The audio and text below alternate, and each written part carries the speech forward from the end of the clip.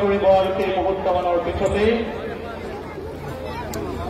আমন্ত্ৰণ গৰিমা সভাৰ সহযোগী শিল্পীসকল অসমৰ সন্মানীয় সংগীত শিল্পীসকল হোজাই জিলা প্ৰশাসনৰ সন্মানীয়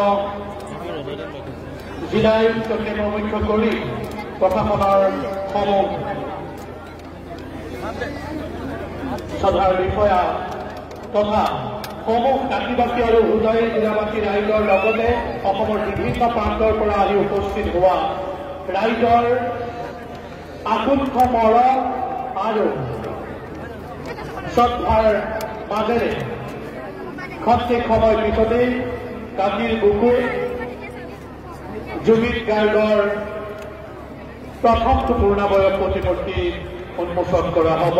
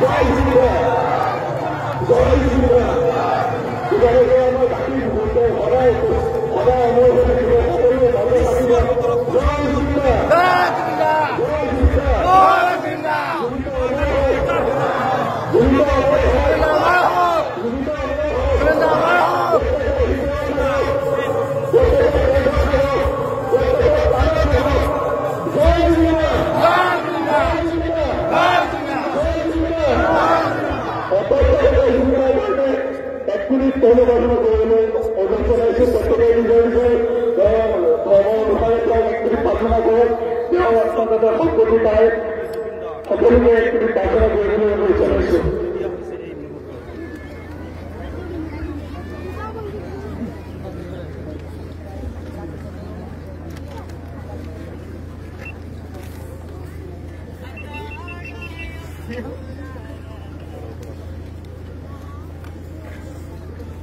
ঠিক আছে হৈ গৈছে।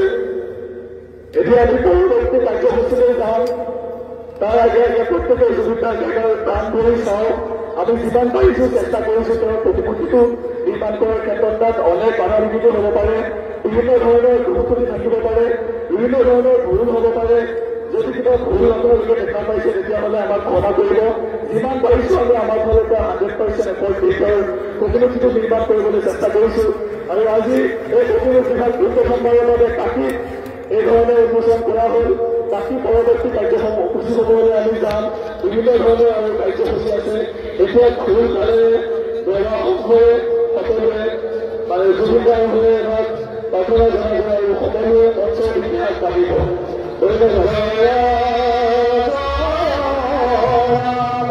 জয় শ্ৰী ৰাম জয়